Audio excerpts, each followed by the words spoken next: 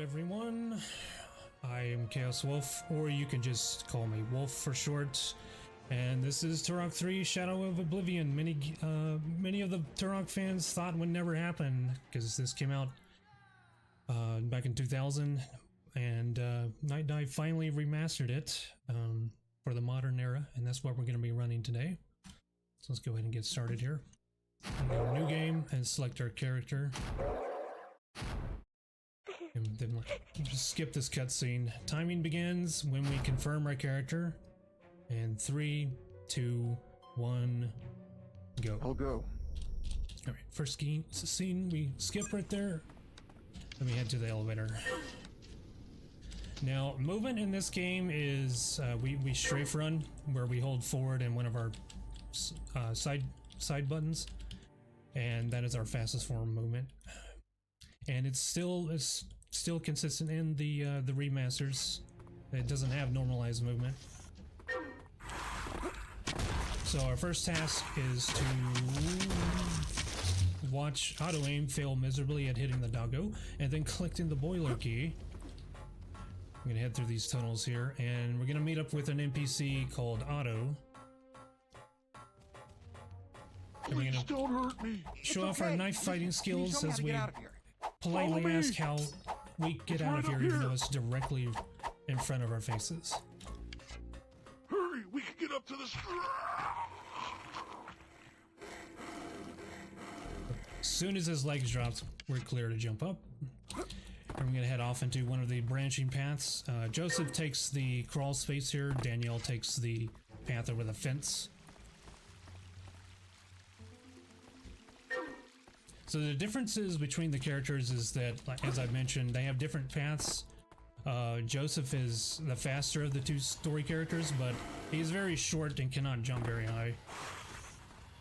In fact, you'll see me use a setup for a skip that all the other characters can use, but Joseph struggles with it. Alright, after waiting on this elevator, you can pass right through, jump across to the stairwell here. We're about to pick up the thermal vision goggles, but Joseph is only 15 years old and he's therefore dumb and doesn't know the difference between thermal vision and night vision. You just gotta wait for the little man. Oh, the guy rappelled back up. That's actually really rare. I was hoping to see that.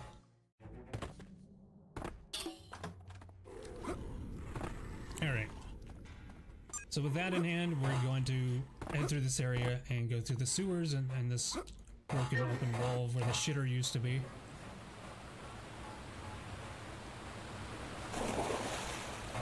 Alright, the enemy in here, we want to take a wide berth around. If we kill him, just more of them will spawn.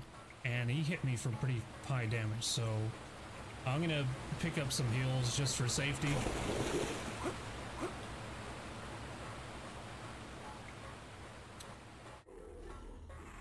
The range on how much damage they could do varies quite a lot. So just for marathon safety, I'm gonna pick this stuff up.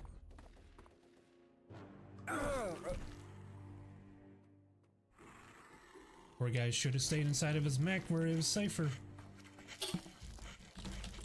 We're fine. All right, grabbing the shotgun. Now we're about to do a sequence break here. Normally requires us to go, there we go, underground and through some crawl spaces, but with some careful platform we can make it. As next part, I need to focus. Because there's a setup and I've got to pay attention to what I'm doing.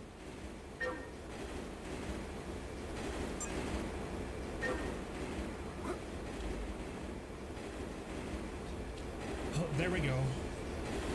First try.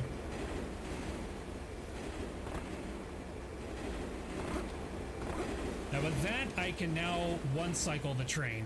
I don't have to wait for it. We move through here and we jump up on the invisible platform. There we go. Skip that cutscene.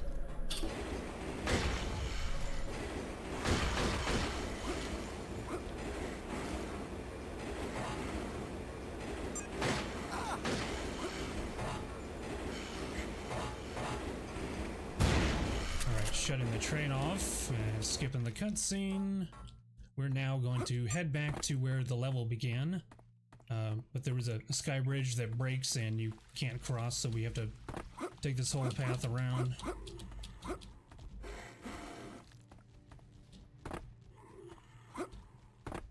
Now, the first boss is the Oblivion gunship. Finally got back to the breach.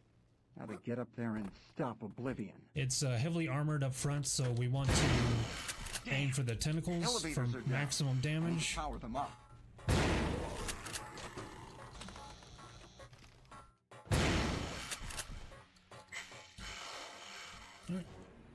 Up the elevator, or up the ladder, and then onto the elevator.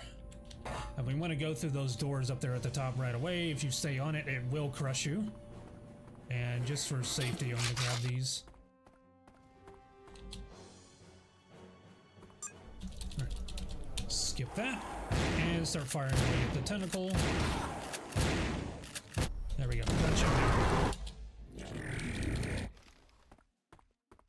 Okay, military base. Military base does not have a whole lot going for it with speed tech, mainly just optimized movement. It does have these very annoying enemies that you know, are very common in this level. They're heavily armored in the chest, but single shot with the shotgun usually, or in the legs with the shotgun usually takes them out. What? All security forces, full red alert. They're really obnoxious to deal with because they I mean, anything with hit scan is going to be annoying to deal with.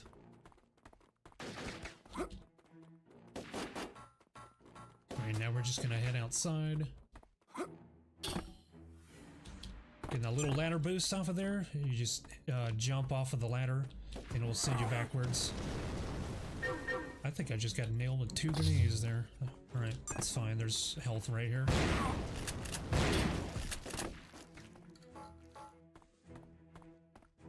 Now we're gonna lower the lift. And this will trigger a cutscene here with this guy, basically telling us someone's activated a self-destruct sequence, so we gotta go around and do each of the silos and turn them off. Since we're on easy mode, we have more than enough time. Unauthorized personnel detected.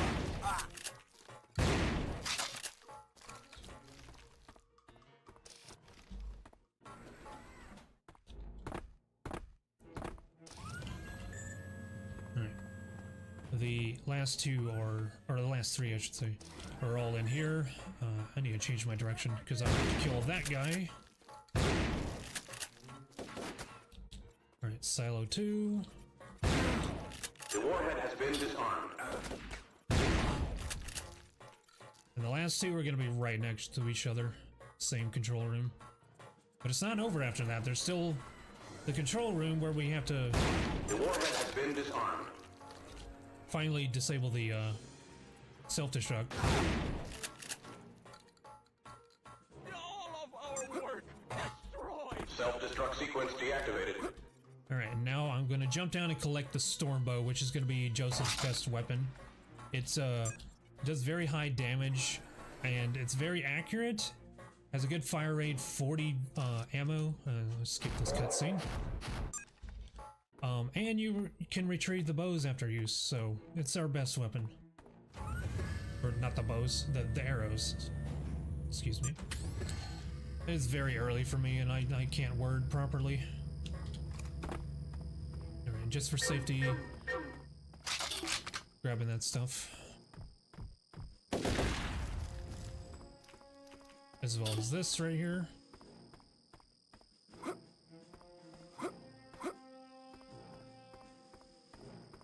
Take this path around the cargo containers, and we're gonna slip in through here and grab the key card.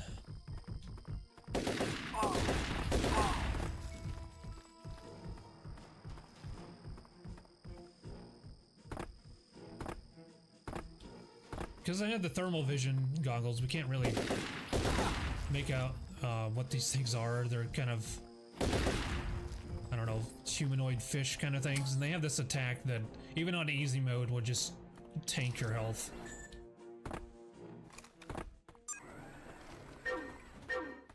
heading through to the vent here. Oh, this is probably the one spot where it actually has normalized movement.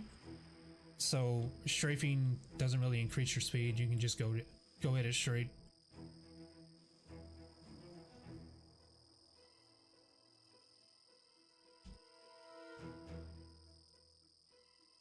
And then eventually we'll come out in a hole.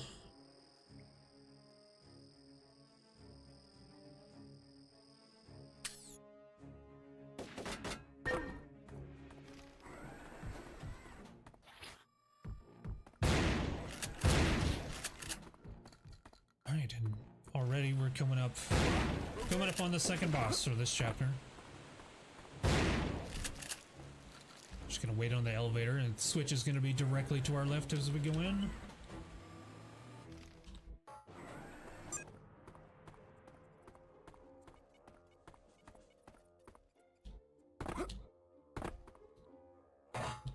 And we just have these two soldiers blocking us. Gonna ready up Stormbow for the Zephyus, which happens to be the genus name for the swordfish. I don't know, this thing does not resemble a swordfish at all. He is more like a heavily armored crab. He can only take damage in the eye. And I don't think he's gonna troll us this time. There we go. Okay, usually he can submerge. But he'll, once you drop him low enough, he'll like Beyblade spin around and you drop the submarine on him. He didn't troll us this time by submerging. Okay, skip that cutscene. Now we're at the Lost Land. Lost Land has probably the biggest skip of the whole speedrun. There's a dam area that we go to, and usually you're supposed to collect some fuses and turn on a generator, but we can skip through it and raise the water level without having to do any of that. The silenced pistol I just picked up is a nice alternative whenever we want to conserve ammo for our Stormbow.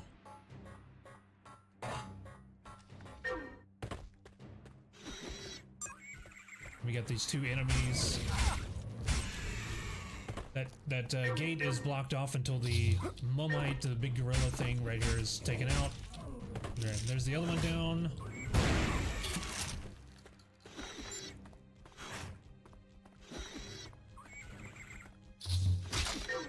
Second crystal achieved,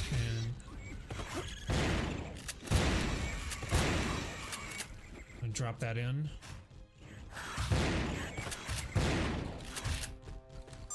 Now back to my silenced pistol, because I'm gonna use it here for clearing the way. Oh, this is where our sequence rake is gonna be.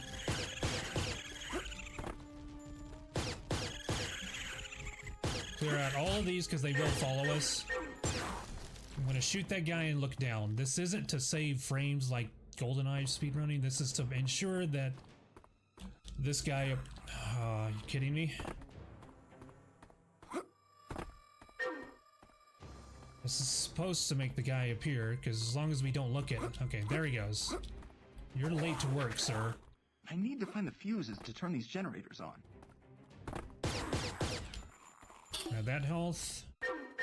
And we're gonna lure this guy over. Just stand in this corner and let him hit us. And we're gonna maneuver him over to the window. And I'm gonna keep quiet here so I can focus.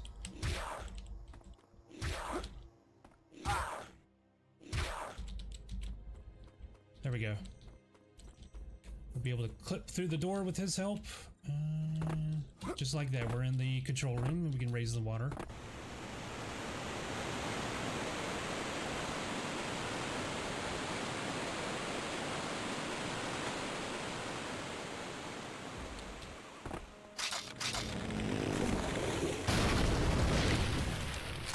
Normally what you're supposed to go down there and grab the fuses, but and then a cutscene plays where it shows that plane crashing, but instead of a cutscene, we see it fly over our head.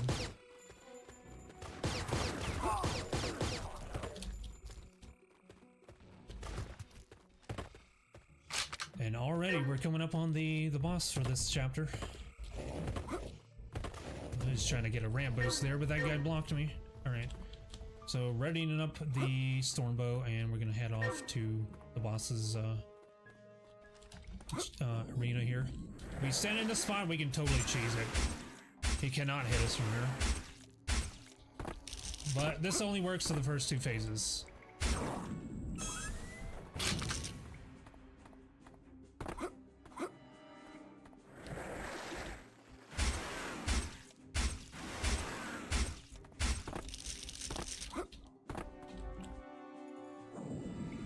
Yeah, the idea is to trap him in the center here. Just gotta turn off all these tubes, and now he's gonna come out of his shell, and we actually have to dodge back and forth.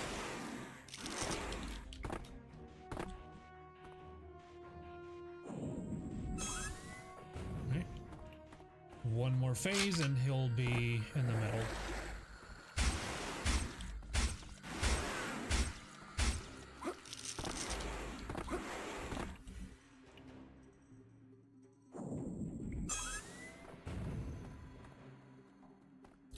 And now he's gonna have more health, but it's the same strat. Just go back and forth, hit him with the Stormbow.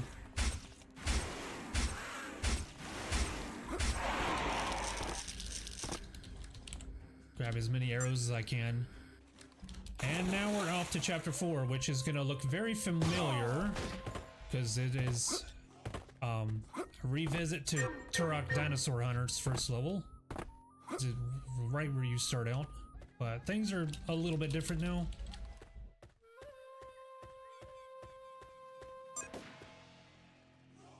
I'm gonna go down into this crawl space.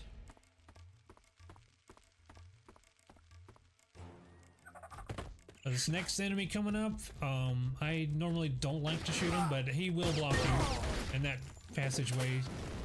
And it makes that guy spawn, but you know, that's just something we live with. I'd rather get shot a few times than get blocked. Beware, an intruder approaching. Alright. Gatekeeper down, grab that and the health. I'm gonna unlock this gate and pass right through it as soon as the collision clears. Then fall down with the raptor. Skip this cutscene and keep going, because the boulder will not does not have any collision with the player. So that guy dies, but we're fine.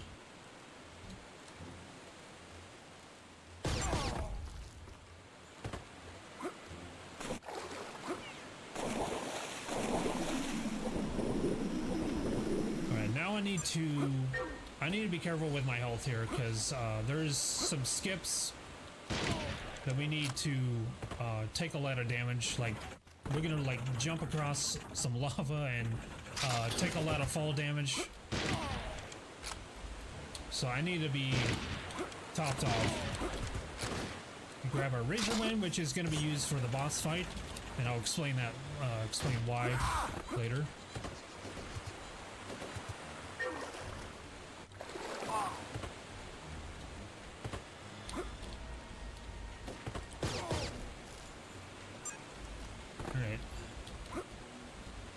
Now for the final gatehouse, we have a mini boss here called the Warlord. Actually, you know what? For safety, I'm gonna grab this health. Let me grab that. We shoot this guy here, which auto aim for some reason doesn't work on him. This guy, the Warlord, pops out, does his best Gandalf impression.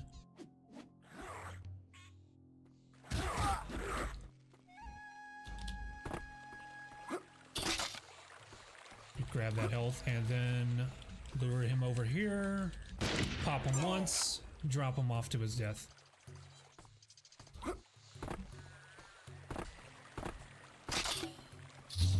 Right. He drops an ultra health, putting us at 198, which is perfect.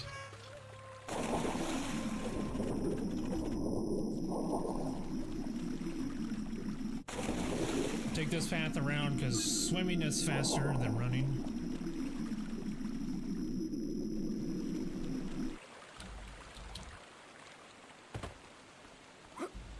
Okay, and now this trick I'm only going to attempt once. We have a good setup for it, but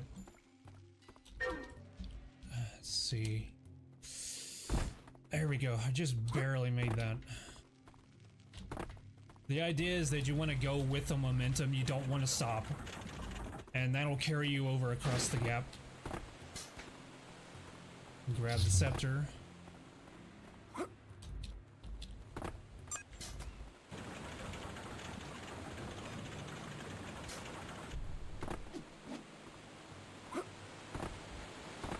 Head underneath. And then we want to go up and hug the pyramid here, because the platform sticks out just barely enough to get around. And then we head up.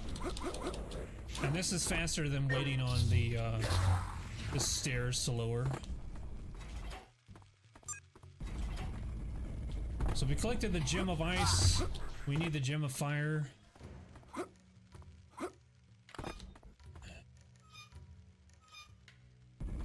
And we gotta head through and fight the next boss for this chapter. But first we're gonna do a skip here. The first involving clever use of the air tunnels.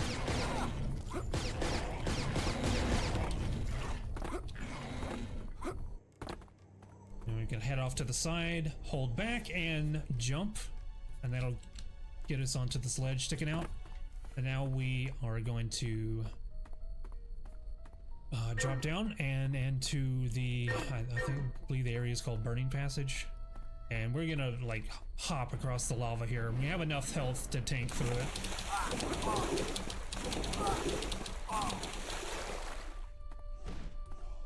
There we go.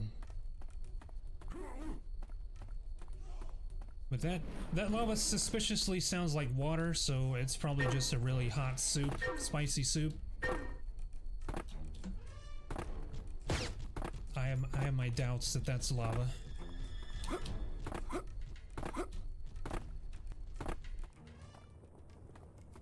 And here we are, the path leading to the next boss. I'm gonna take this path to avoid taking some fall damage. As soon as I take this guy out,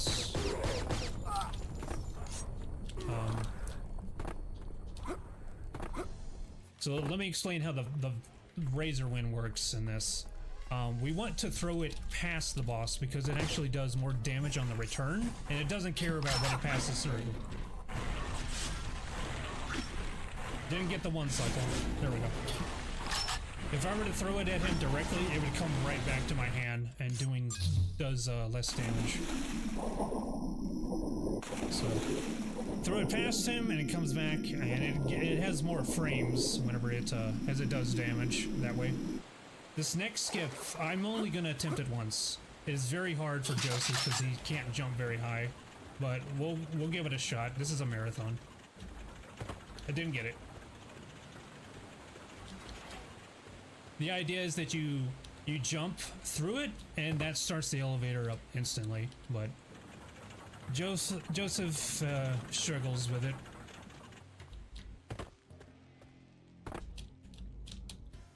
Right, now we have both of our gems. We can drop them into the slots.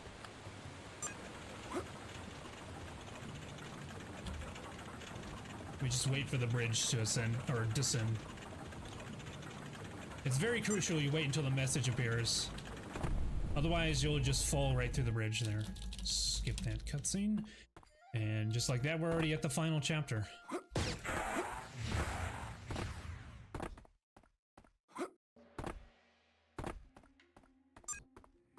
This is probably my least favorite for any character. Aside from like the Raptor, because he actually has some good skips. Grab the napalm cannon for later. The final chapter has just so much running. There's really not a whole lot of skips.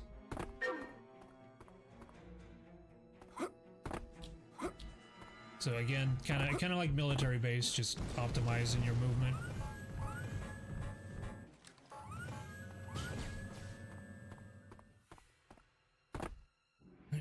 head up and throw the switch to extend the bridge.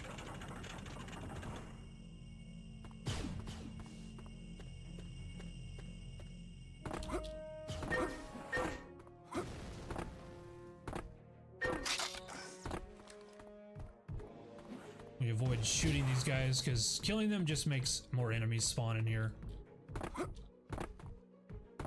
We want our path to be clear.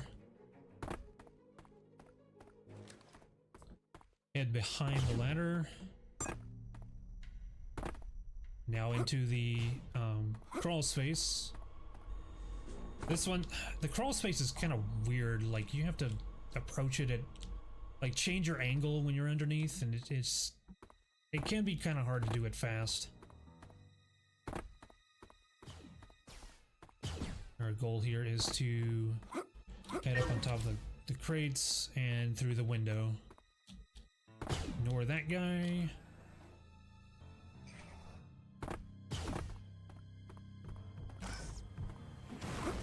I'm gonna ready up the cerebral bore. This is gonna be like the one time that I use it in the run.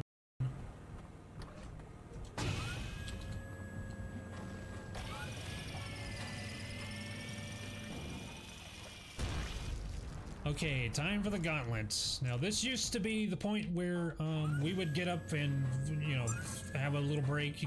We could step away and use the bathroom. It was like a minute and 20 seconds. But they sped it up, and not only that, now the enemies off to the side are much more accurate. So I've got my sniper rifle ready, and this is why I have auto aim turned on, because it is actually pretty competent, and we can pick them off much faster than me zooming in and trying to score headshots.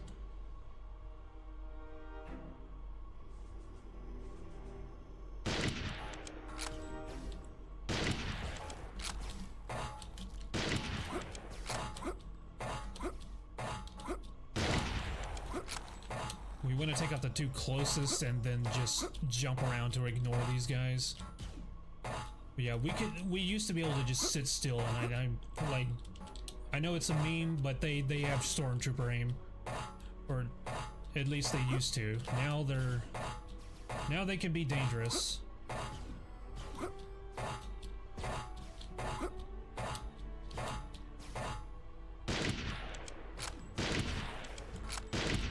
Okay, come on. Give me the headshots. There we go. Still gotta be careful here.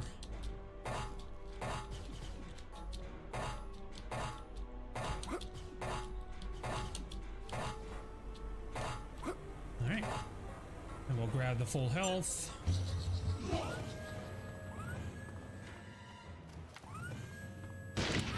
I'm gonna pop that guy up there. You don't really need to shoot him, but he like always hits me on my way over. And here's another sequence break. We're gonna jump off the elevator onto this platform. I could have probably done that a lot sooner, but I was playing it safe.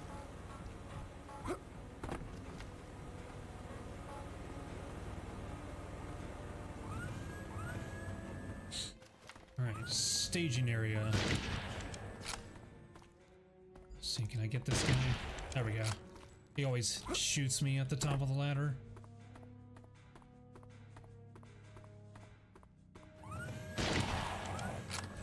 And now we've unlocked the door.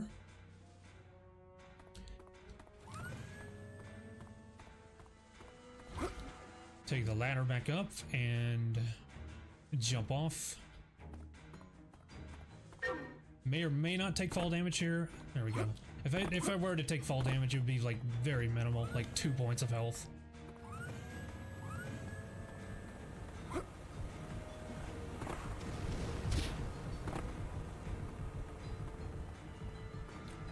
I'm readying up my napalm launcher because I have a breakable wall to open up, which will take me back to staging area.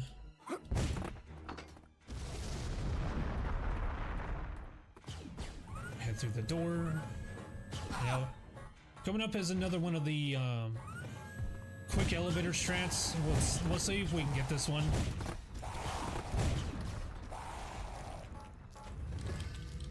So crouch down, and right as it touches our face, didn't get it. Alright. Thankfully, the next one is pretty much free. Like, you'd be crazy not to go for the next one.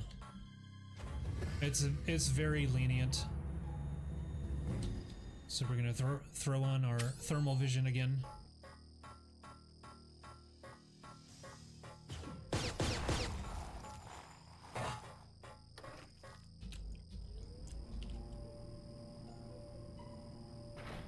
There we go. That's what's supposed to happen when you do that, right? Essentially, the elevator bonks on your head, and you jump through it, and you're taken up instantly instead of waiting on it.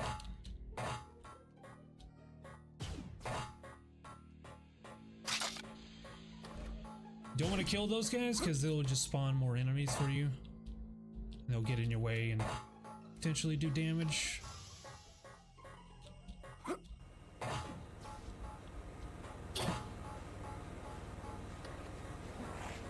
Alright, now you jerk. Actually, I didn't need that because there's a full heal coming up right here. Time for Oblivion, which can be it can be a run killer. Just skip the cutscene. He's gonna re-at us and punch us 3 times. Now we want to shoot his orb hand. I'll make him vulnerable.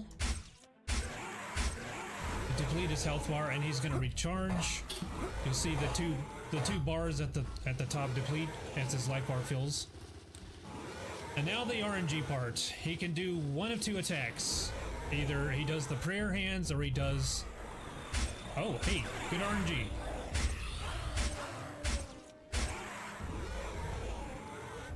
Alright, another recharge. Yeah, he can either do prayer hands, which is good RNG, we can actually hurt him, or he can do clappy hands, where we cannot hurt him. Let's see what we get here. Clappy hands. And followed by prayer hands. Good RNG. Alright, that was a decent fight. That was a decent fight. But it's not over yet. The head crawls away and goes to infect Joshua, the protagonist of Turok 2. Which, you may have been here last year when I ran that for RGL.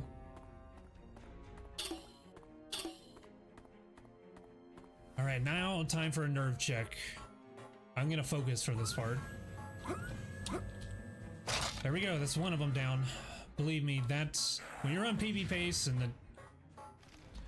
you're and you're nervous, you can easily mess that up and just fail. You'll die and you'll restart at the checkpoint, lose a ton of time. It's not good. And you have 2 of them to do.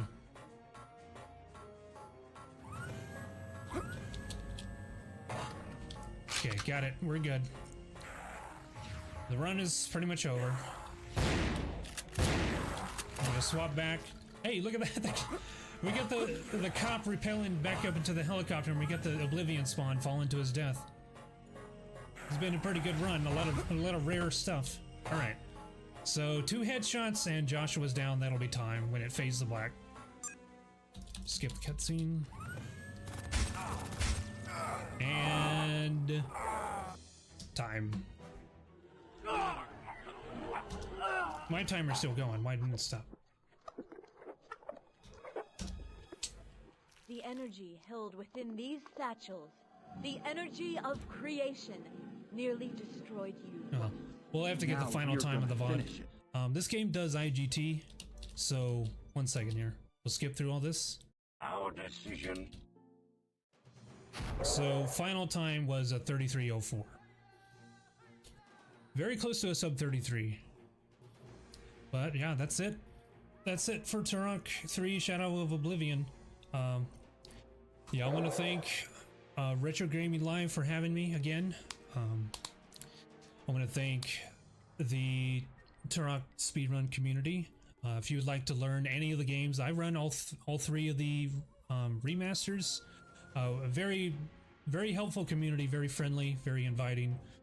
We have all kinds of guides and helpful people there to get you set up. I want to thank Night Dive for letting me playtest the game for them. It's a very exciting prospect that I skipped the credits, but you know, you can see it for yourself. I'm listed in the credits. You know, it's just a huge honor for me. But that's it for me. Yeah, thank you for having me. If you want to follow me on Twitch, it's chaos_wolf, and I do mainly FPS speedruns, casual playthroughs. I also like you know, some casual action RPG stuff. Like I'm going through Elden Ring right now to prepare for the DLC. But I've talked long enough. Thank you, everyone, and enjoy the rest of the event.